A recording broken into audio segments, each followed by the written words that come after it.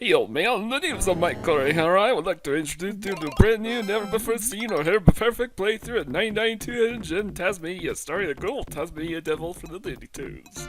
My man here, Taz Mania the Looney Tunes, this game here is supposedly an adaptation of the 90s Spielberg cartoon, but really it's just an opening cutscene about a giant old bird nesting somewhere down under. My man here, Taz, sets off for said bird so he could munch on the big old bird egg, preferably over easy.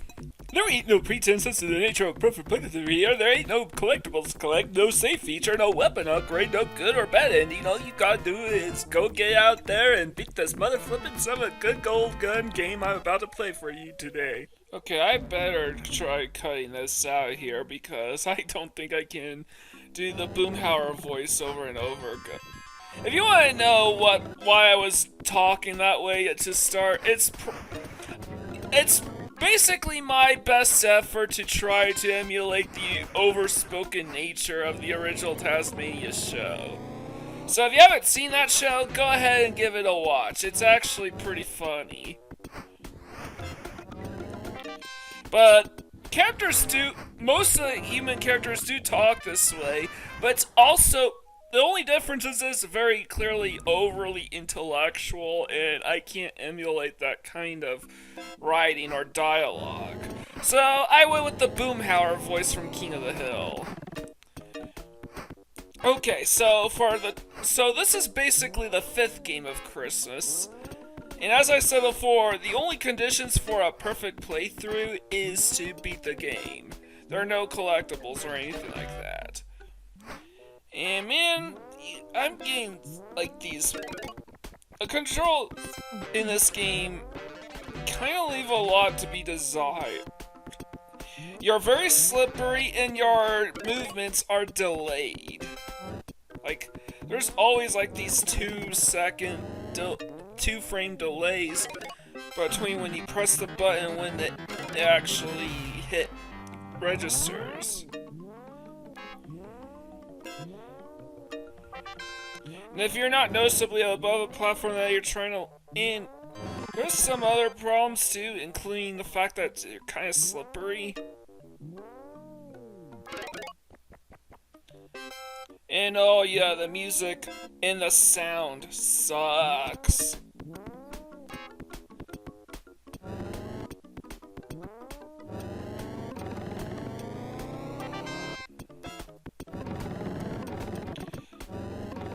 For what it's worth though, it does feel good to spin like Taz here.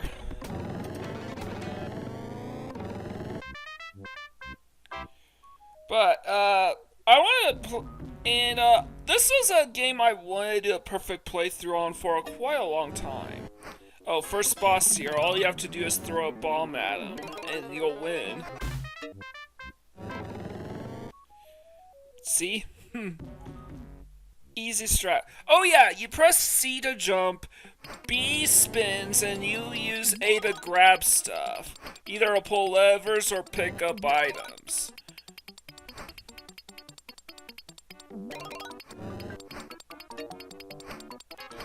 Alright. Oh, come on. So, the reason why I want to play this game, it is actually a game from my childhood that I wanted to revisit. I never owned this game, but I knew someone who did. They actually owned this game on the Genesis, and when I wasn't playing Sonic 1 or Sonic 2, I was probably playing this game. I was a big Taz fan growing up. Besides Bugs and Daffy, I think he was probably my 3rd favorite Looney Tune.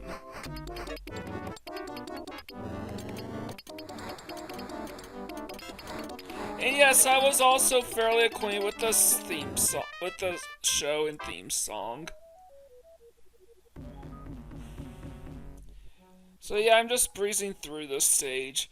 This one is when you're introduced to the idea of flipping switches.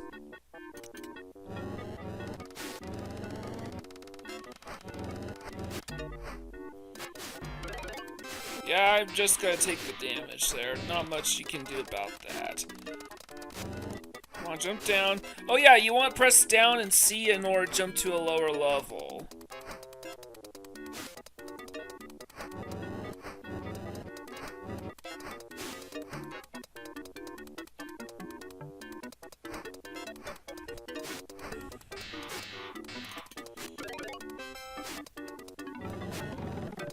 Alright, come on, let's go.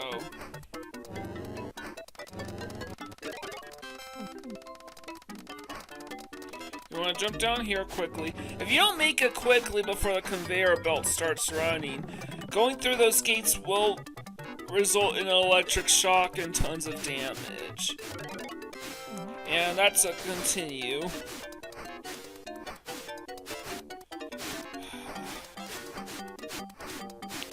I'm trying to make my way through the conveyor belt while dodging those guns. And I pull the switch, and now... Oh yeah, Taz is almost completely invincible while he's spinning. So, spinning's not just a means of going super fast, it's also to make you immune to damage. Well, we're done with the factory set levels, now we're taking on the snow level. Incidentally, this is the only level of its kind in the whole game.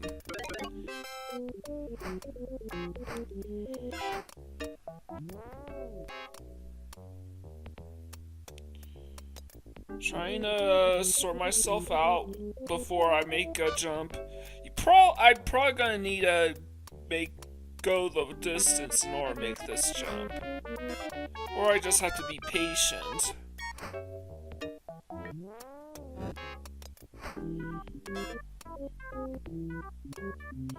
And I'm right where I wanted to be, so now I just have to wait to get to the end.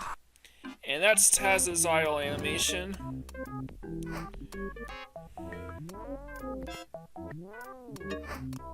Ice physics in this game are the worst. Ghostbusters, this game ain't it. I mean, this is probably my least favorite of the games I covered so far on this Christmas, but you know what? I'm at least glad to be able to put another one of my childhood memories to rest.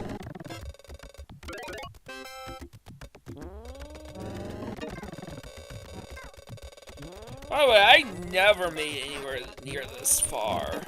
I don't think I ever made past the desert stages. Probably cause I was like 4 or 5 when I last played this game and I wasn't being serious.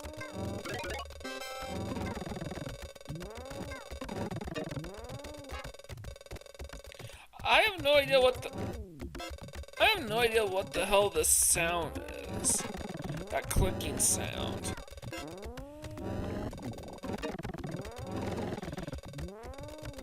I think it's supposed to be the mice running around, but they will make that sound even when they're just standing still.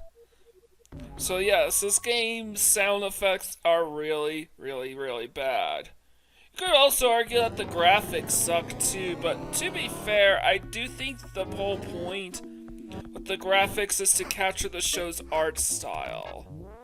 Which is why everything looks like it was made in Adobe Photoshop.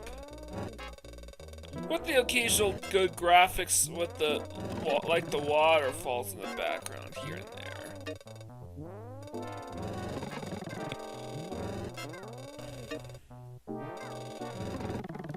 So yeah, you want to get a good enough boost, horizontal boost, jump and spin at the height of your jump. The downside is you can't control your spin while in midair. I mean, he's a goddamn Looney Tune, he can't change his direction in midair.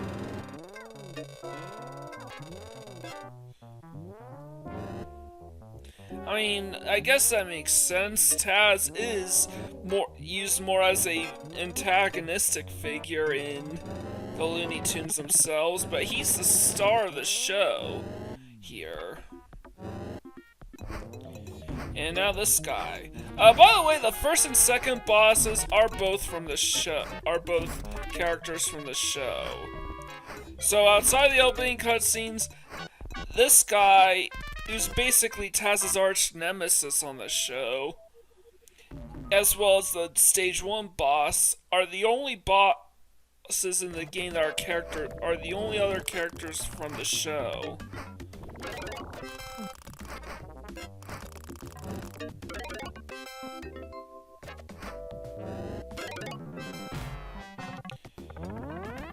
Yeah, I wasn't gonna spin the bomb away because I could just get sent flying into my death. Actually, I would be able to jump out of the water if I landed in it. But that would cause all sorts of problems, and I would rather deal with the damage from the bomb. Okay, so something you need to know when doing the log hopping thing in this stage, you want to press up and jump. When jumping, you want to press up to go back into the further into the background or higher levels, or you want to press and hold down to jump to a lower level. Otherwise, you'll just phase through the platforms you want to jump on and fall into the water. But here, you want to speed up at green light or slow down in yellow light. And you only have a split second to go up or down at those specific spots.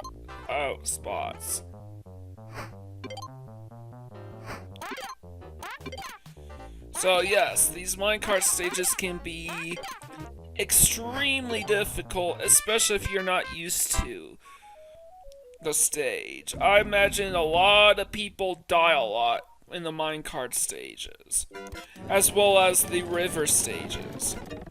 Yes, there's another river stage coming up.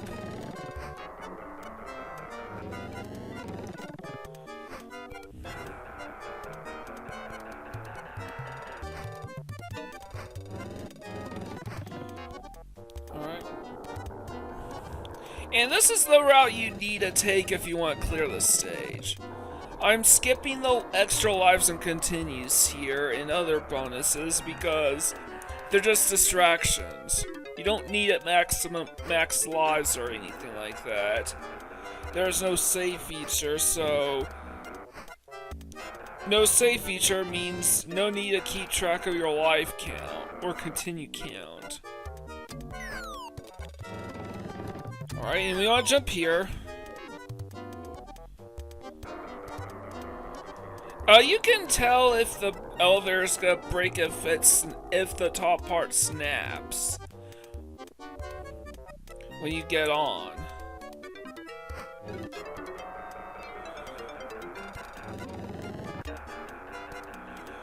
Alright, and this is probably the most annoying part of the game, and single-handedly makes this the longest stage in the game.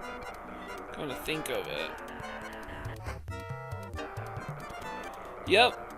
So, if you remember the barrel in Sonic 3 and Knuckles, this is kind of like that, except you have to jump on this thing in order to keep it going up and down like that. Higher and higher, and lower.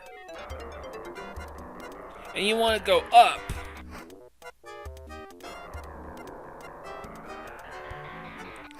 And oh yeah, you don't gain a ton of height doing this either.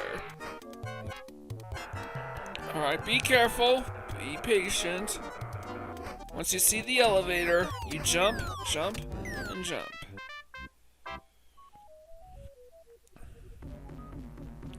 And now for the second river stage. This time we gotta put a great deal of emphasis on jumping on the higher and lower ledges. Because there are almost no big ledges like these here in this stage.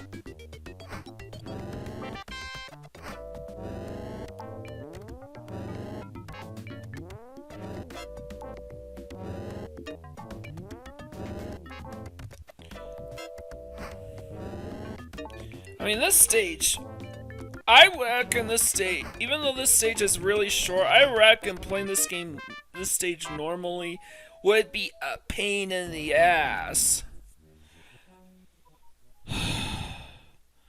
Well, that's at least we made it through the tough parts of the game. Here's the third boss. This guy actually appears on the cover of the game, I believe. Although you've fought smaller versions of him up to this point in time. Well, let's go.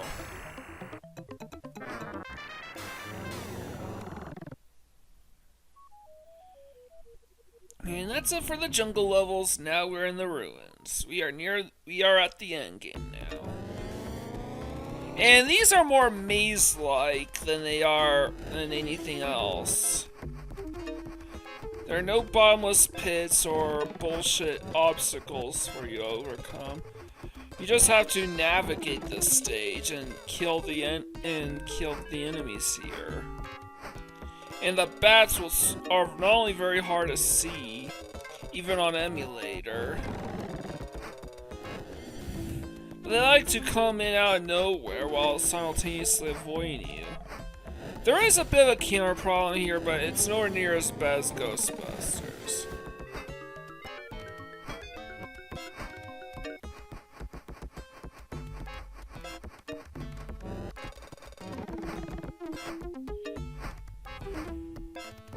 So what else is there to do?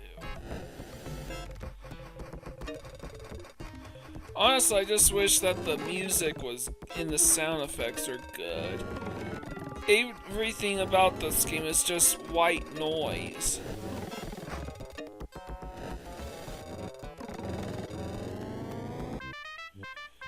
But whatever, we made it through this stage just fine.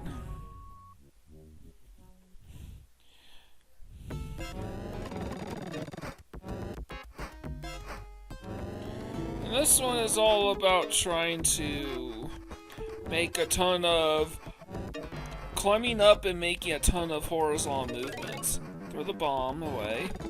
If you run into a bomb that you can't get out of the way of, that you can't get rid of, you want to hold the A button so you can grab it instead and possibly throw it.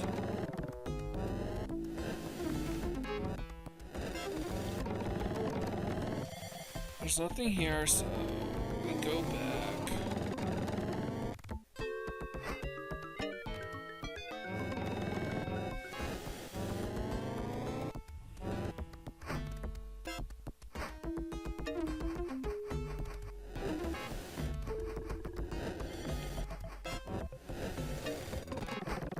I got rid of that stupid bat.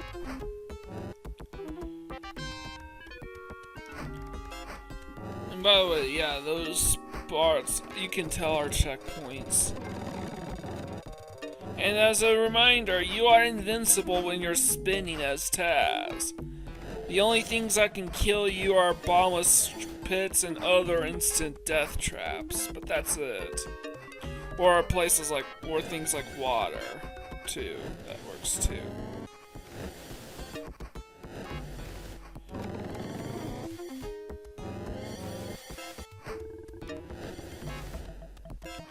And now we just spin to the finish line.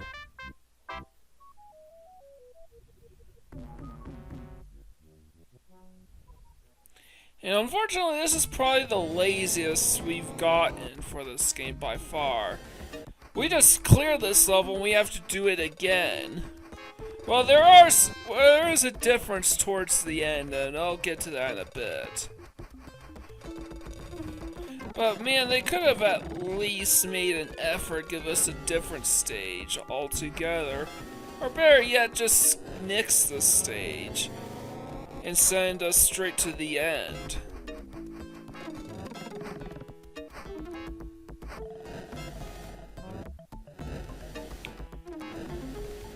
Alright, so I was thinking, okay, this is the exact same stage. That means I should probably go the exact same way. Except there's no egg sign down here this time.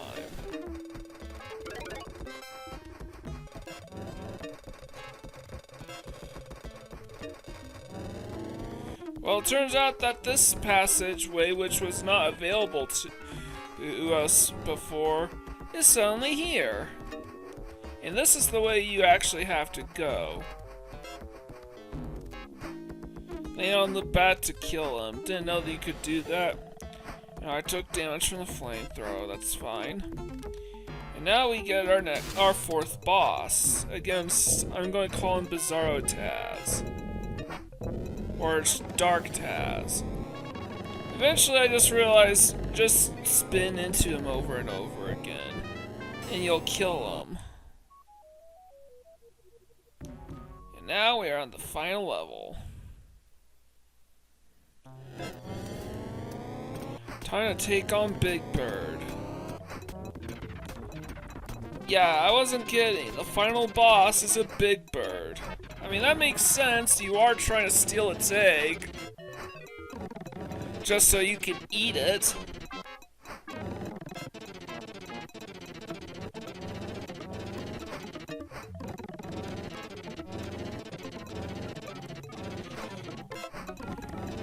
I think this bird can also punch you, but I never saw that happening.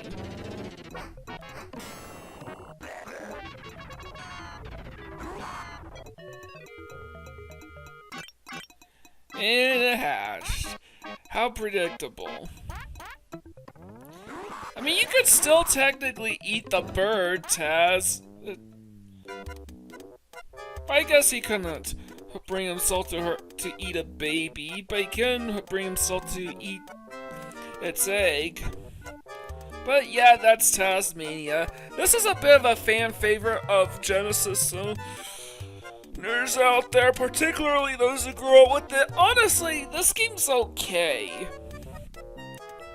A little slippery, a little delayed, but there's really nothing special about it, outside of sentimental attachments. And you know what? I like about that. So, with all out of the way, this is Mike Gordon signing out. Like, comment, subscribe to my channel.